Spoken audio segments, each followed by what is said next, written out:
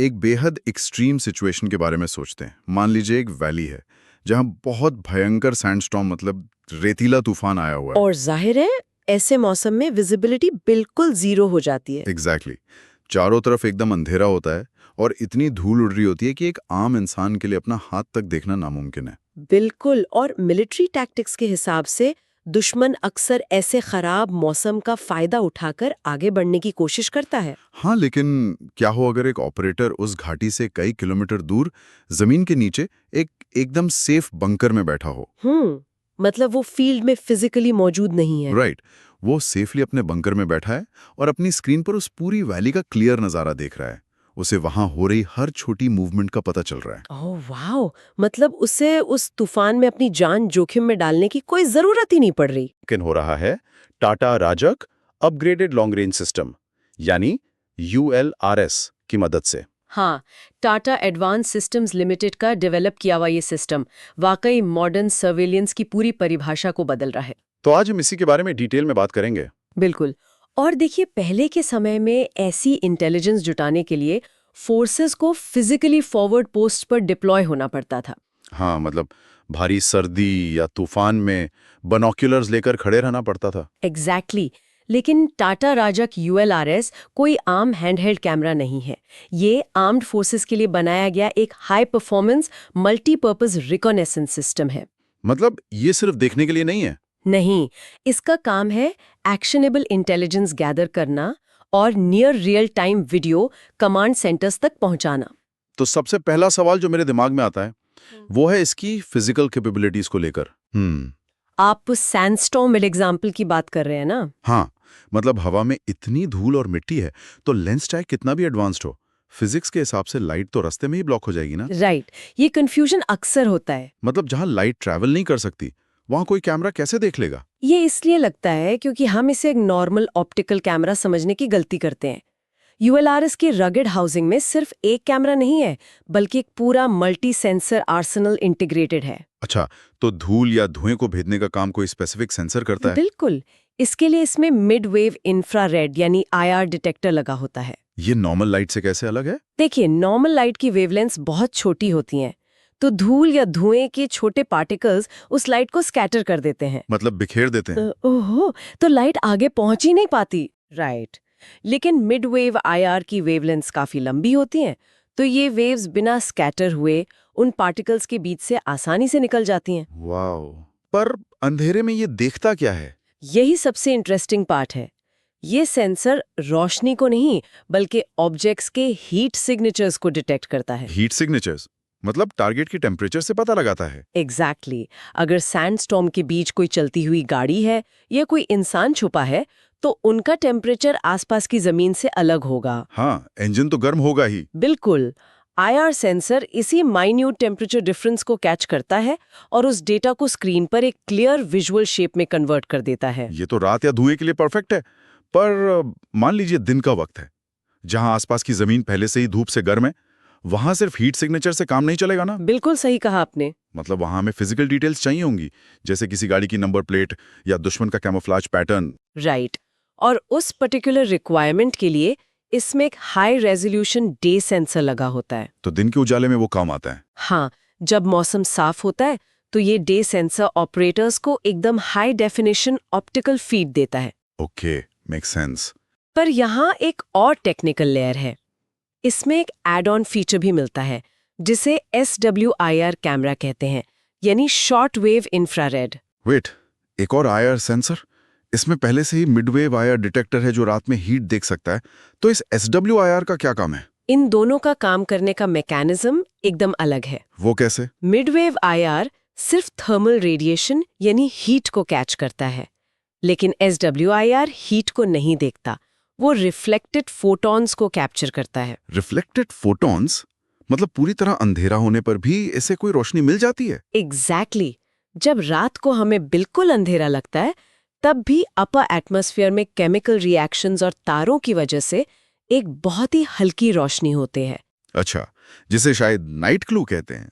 बिल्कुल सही, ये रोशनी इंसानी आंखों को नहीं दिखती, पर SWIR कैमरा इस इनविजिबल नाइट ग्लो को एब्जॉर्ब करता है। Oh wow.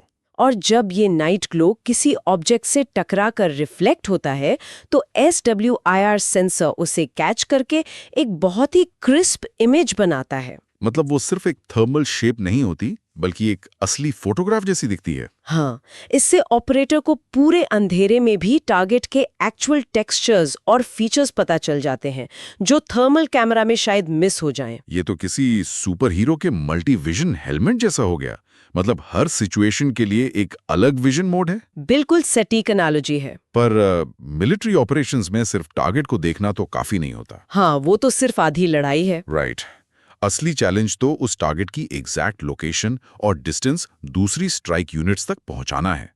मतलब वो पहाड़ी पर एग्जैक्टली कहाँ है और ऑपरेटर से कितनी दूर है। इसके लिए सिस्टम में एक आई सेफ लेजर रेंज फाइंडर, जिसे LRF कहते हैं, वो यूज किया जाता है। LRF कैसे काम करता है? ये टारगेट की तरफ एक इनविजिबल लेजर पल्स फायर करता है। लेजर के टारगेट से टकराकर वापस आने में जो टाइम लगता है, सिस्टम उसे लाइट की स्पीड के साथ कैलकुलेट कर लेता है। और दूरी पता चल जाती है? हाँ, और वो भी मिलीमीटर लेवल की एक्यूरेसी के साथ। ये तो डिस्टेंस की बात हुई, पर डायरेक्शन और ओरिएंटेशन का क्या? उसके लिए इसके अंदर एक डिजिटल मैग्नेटिक कंपास यानी DMC और एक highly accurate GPS receiver integrated है। ओह, मतलब सब कुछ एक साथ जुड़ा हुआ है। एग्जैक्टली। तो जैसे ही ऑपरेटर स्क्रीन पर टारगेट पर क्रॉस हेयर रखता है, LRF, DMC और GPS मिलकर उसे मैथमेटिकली प्रिसाइज ग्लोबल कोऑर्डिनेट्स तुरंत दे देते हैं। ये सब सुनकर स्टेशनरी टारगेट के लिए तो परफेक्टली लॉजिकल लगता है। पर मूविंग टारगेट्स का क्या? हाँ, और लॉन्ग रेंज सर्वेलेंस में अगर 5 या 10 किलोमीटर दूर कोई मूविंग टारगेट है, मान लीजिए कोई कॉन्वॉय तेजी से जा रहा है, बिल्कुल, ये एक बहुत बड़ा चैलेंज है। इतने एक्सट्रीम डिस्टेंस पर जब लेंस फुल जूम पर होगा तो हल्की सी भी हवा या वाइब्रेशन लेंस को हिला देगी। हाँ, ऑप्टिकल फिजिक्स के हिसाब से 1 मिलीमीटर का मूवमेंट स्क्रीन पर 5 मीटर के भूकंप जैसा लगता है। एग्जैक्टली। तो इतनी अनस्टेबल कंडीशन में कंटिन्यूस ट्रैकिंग कैसे मुमकिन है? यहीं पर इसकी कंटिन्यूअस जूम टेक्नोलॉजी और हाई फोकल लेंथ लेंसेज काम आते हैं। नॉर्मल जूम से ये अलग कैसे है? देखिए, नॉर्मल स्टेप जूम कैमराज में जब आप मैग्निफिकेशन बढ़ाते हैं तो 1 सेकंड के लिए फ्रेम आउट ऑफ फोकस हो जाता है या झटका खाता है। हाँ, और उस 1 सेकंड में फास्ट मूविंग टारगेट स्क्रीन से बाहर जा सकता है। राइट। लेकिन ULRS में मोटराइज्ड स्मूथ कंटिन्यूअस जूम है। मतलब जूम इन या आउट करते वक्त टारगेट का फोकल पॉइंट कभी शिफ्ट नहीं होता। ओह, मतलब टारगेट हमेशा परफेक्ट क्लैरिटी के साथ फ्रेम में रहता है। बिल्कुल। और वाइब्रेशंस को काउंटर करने के लिए इसमें एडवांस्ड इमेज स्टेबलाइजेशन टेक्नोलॉजी भी है। तो हार्डवेयर और सॉफ्टवेयर दोनों मिलकर काम करते हैं। हाँ, सिस्टम के इंटरनल जायरोस्कोप्स जैसे ही कोई झटका डिटेक्ट करते हैं, वो इंस्टेंटली इंटरनल ऑप्टिक्स को ऑपोजिट डायरेक्शन में थोड़ा सा शिफ्ट कर देते हैं। अरे वाह! इससे चाहे तेज हवाएं चल रही हों, स्क्रीन पर ऑपरेटर को एकदम स्टेडी वीडियो मिलता है। और हाँ, धुंध के लिए इसमें डीफॉगिंग एल्गोरिदम्स भी हैं। मतलब मौसम चाहे जो भी हो, फीड एकदम क्लियर रहेगी। पर एक सवाल और है। हाँ, पूछिए। मल्टी सेंसर सेटअप का मतलब है कि ऑपरेटर को IR डेटा भी मिल रहा है? बिल्कुल। और डे सेंसर का भी? बिल्कुल। तो इन अलग-अलग स्क्रीन्स या फीड्स को एक साथ मॉनिटर करना ओवरवेलमिंग नहीं होता? इसके लिए ULRS के सॉफ्टवेयर में डुअल वीडियो डिस्प्ले का फंक्शन होता है। ऑपरेटर को बार-बार स्क्रीन टॉगल करने की जरूरत नहीं पड़ती। अच्छा, तो दोनों एक ही स्क्रीन पे दिखते हैं? हाँ, साइड बाय साइड या पिक्चर इन पिक्चर फॉर्मेट में। और इसमें एक पैनोरामा जनरेशन का फीचर भी है। पैनोरामा जनरेशन मतलब वो वाइड एंगल शॉट। राइट। जब ऑपरेटर कैमरा को पैन करता है तो सिस्टम पुराने फ्रेम्स को रियल टाइम में स्टिच करके, मतलब जोड़कर, पूरे लैंडस्केप का एक कंटिन्यूअस वाइड एंगल मैप बना देता है। वाह! इससे तो टैक्टिकल टीम्स को पूरे एरिया का एक परफेक्ट स्पेशल मैप मिल जाता होगा। एग्जैक्टली। पर यहाँ मुझे थोड़ा स्केप्टिसिज्म हो रहा है। किस बात को लेकर? देखिए, इस डिवाइस में थर्मल कैमरा, डे कैमरा और लेजर रेंज फाइंडर तीनों अलग-अलग हार्डवेयर यूनिट्स हैं। हाँ, बिल्कुल है। अब फील्ड में आर्मी इन्हें भारी ट्रक्स में और रफ टेरेन पे ट्रांसपोर्ट करती है। इतने झटकों के बाद जब इसे ट्राइपॉड पे लगाया जाएगा तो लॉजिकली इन तीनों सेंसर्स का अलाइनमेंट बिगड़ जाना चाहिए ना? ये बहुत ही शार्प ऑब्जर्वेशन है आपका। मतलब हो सकता है डे कैमरा कहीं और देख रहा हो और लेजर बीम 2 मीटर साइड में जा रही हो। राइट। और मिलिट्री ऑपरेशंस में तो माइक्रोस्कोपिक प्रिसिजन चाहिए होती है। एग्जैक्टली। तो फील्ड में ऑपरेटर इन सब को अलाइन करने का, जिसे बोर्ड साइटी कहते हैं, वो टाइम कंज्यूमिंग काम कैसे हैंडल करते हैं? यही इस सिस्टम की सबसे बड़ी इंजीनियरिंग स्ट्रेंथ है। Tata Rajak ULRS zero calibration needed की फिलॉसफी पर काम करता है। जीरो कैलिब्रेशन मतलब फील्ड में हार्डवेयर एडजस्टमेंट की कोई जरूरत ही नहीं है? बिल्कुल नहीं। टेक्निकल टर्म्स में इसे फैक्ट्री बोर साइटेड कहते हैं। अच्छा, तो ये फैक्ट्री में ही फिक्स हो जाता है? हाँ, मैन्युफैक्चरिंग के वक्त ही डे कैमरा, IR और LRF को लेजर प्रिसिजन टूल से माइक्रोस्कोपिक लेवल पे परमानेंटली अलाइन कर दिया जाता है। ओह, और इसका ये रगड हाउसिंग इतना मजबूत है कि वो अलाइनमेंट बिगड़ता नहीं है? एग्जैक्टली चाहे एक्सट्रीम वाइब्रेशंस हो या टेम्परेचर फ्लक्चुएशंस, इसके इंटरनल लेंसेज अपनी जगह से एक माइक्रोन भी नहीं हिलते। इसका मतलब जवान को फील्ड में बस डिवाइस को ट्राइपॉड पे माउंट करना है और पावर ऑन करना है। बस उसे कोई फिजिकल स्क्रू एडजस्ट नहीं करना पड़ता। वो 100% अश्योर्ड रहता है कि जहां क्रॉस हेयर है, लेजर एग्जैक्टली वही मैप्ड है। इससे तो फील्ड में बहुत कीमती टैक्टिकल टाइम बचता होगा। और एरर का मार्जिन भी बिल्कुल खत्म हो जाता है। इस जीरो कैलिब्रेशन कैपेबिलिटी से एक और बहुत बड़ी टैक्टिकल स्ट्रैटेजी सामने आती है। वो क्या? अगर बैटलफील्ड में किसी इंसान को उस इक्विपमेंट के पास खड़े होकर उसे मैनुअली कैलिब्रेट या एडजस्ट करने की जरूरत ही नहीं है, तो फिर उस इंसान को उस इक्विपमेंट के साथ वहां मौजूद रहने की भी क्या जरूरत है? एग्जैक्टली आप बिल्कुल सही डायरेक्शन में सोच रहे हैं। मतलब उस हार्डवेयर को वहां अकेले छोड़कर दूर से रिमोटली ऑपरेट किया जा सकता है। यही इस सिस्टम का सबसे बड़ा गेम चेंजर है। फैक्ट्री बोर साइटिंग के वजह से ही इसका रिमोटली ऑपरेटेड मोड अपने फुल पोटेंशियल पर काम कर पाता है। तो इसे पूरी तरह रिमोट कंट्रोल किया जाता है? हाँ, वैसे ट्रूप्स इसे पोर्टेबल मोड में भी यूज कर सकते हैं, पर इसकी असली ताकत रिमोट आर्किटेक्चर में है। वो कैसे सेटअप होता है? ULRS को एक मोटराइज्ड पैन टिल्ट यूनिट के साथ भारी ट्राइपॉड पर सेट किया जाता है।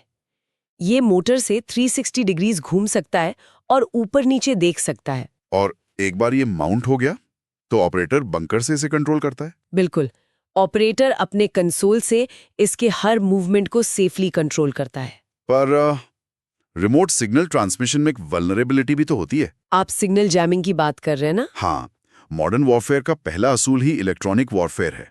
दुश्मन सबसे पहले फ्रीक्वेंसीज ब्लॉक करने की कोशिश करेगा। बिल्कुल। अगर ULRS वायरलेस नेटवर्क से जुड़ा है और दुश्मन ने फ्रीक्वेंसी जैम कर दी, तो ऑपरेटर तो स्क्रीन पर अंधा हो जाएगा।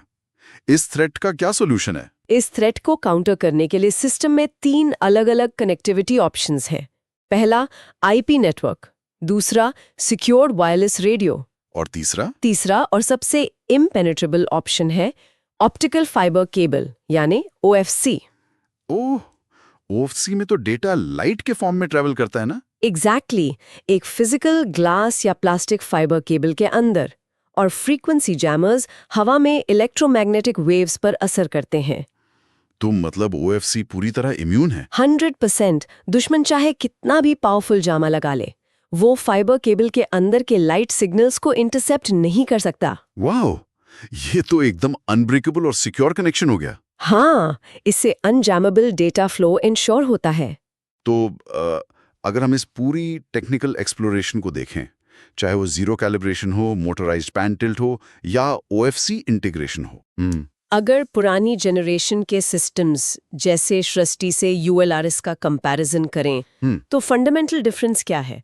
एक फोर्स इन दोनों में से कैसे चुनती है? देखिए, दोनों की अपनी अपनी अहमियत है। सृष्टि एसेंशियली एक हैंडहेल्ड बाइनोकुलर स्टाइल सिस्टम है। मतलब जो जवान उसे पकड़े है, कंट्रोल सिर्फ उसी के पास है। हाँ, ये क्विक मोबिलिटी और फुट पेट्रोल्स के लिए बढ़िया है, जहां इमीडिएट सिचुएशनल अवेयरनेस चाहिए। और टाटा राजक ULRS एक ऑब्जर्वेशन टूल से कहीं आगे बढ़कर एक complete long range surveillance command hub बन जाता है। क्योंकि ये नेटवर्क से जुड़ा है और रिमोटली ऑपरेट होता है। एग्जैक्टली।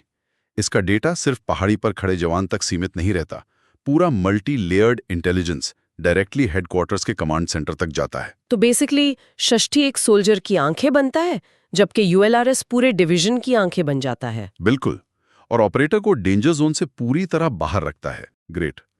तो अगर हमें इस पूरी डिटेल डिस्कशन को 4-5 लाइंस में समराइज करना हो, तो इसका कोर एसेंस क्या निकलेगा? अगर मैं इसे सिंपली समराइज करूं, तो पहला पॉइंट है टाटा रजक RLS एक highly advanced long range reconnaissance tool है। राइट। दूसरा, इसमें IR, day sensors, LRF, GPS और DMC का इंटीग्रेशन है, जो हर मौसम में एग्जैक्ट टारगेट कोऑर्डिनेट्स देता है। परफेक्ट। तीसरा पॉइंट, इसकी फैक्ट्री बोर साइटेड टेक्नोलॉजी और कंटिन्यूअस जूम, जिसकी वजह से फील्ड में बिना कैलिब्रेशन के स्टेडी ट्रैकिंग मिलती है। और आखिरी पॉइंट इसके रिमोट ऑपरेशन को लेकर। हाँ, चौथा पॉइंट ये कि OFC और IP नेटवर्क के जरिए ये पूरी तरह रिमोट ऑपरेशन की सुविधा देता है, जिससे ऑपरेटर सेफ रहता है। बहुत ही क्लियर समरी है। और इस पूरी चर्चा के बाद सुनने वालों के लिए एक बहुत ही गहरी सोचने वाली बात है। वो क्या? जब वॉरफेयर फिजिकल लड़ाई से हटकर इंटेलिजेंस की बैटल बन रही है, तब फैक्ट्री बोर साइटिंग या OFC ट्रांसमिशन सिर्फ एक ऑपरेटर की सुविधा के लिए नहीं है। बिल्कुल सही बात है। ये टेक्निकल डिटेल्स अब लाइन ऑफ फायर में खड़े होने वाले और ना खड़े होने वाले के बीच का अंतर बन चुकी हैं। एग्जैक्टली। ऑपरेटर किलोमीटर्स दूर से भारी मशीनरी को बिना छुए कंट्रोल कर रहा है। तो सोचने वाली बात यह है कि भविष्य के वॉर जोन्स में ऐसे और कितने क्रिटिकल इंस्ट्रूमेंट्स होंगे जिन्हें इंसान छुए बिना ही पूरी तरह रिमोटली कंट्रोल करेगा। इस अनटचेबल और रिमोट ऑपरेटेड वॉरफेयर का अगला मुकाम क्या होगा? ये वाकई एक बहुत ही बड़ा सवाल है। बिल्कुल, ये एक ऐसी एथिकल और टेक्निकल फ्रंटियर है जिस पर कल की टेक्नोलॉजीज को बहुत गौर से सोचना होगा।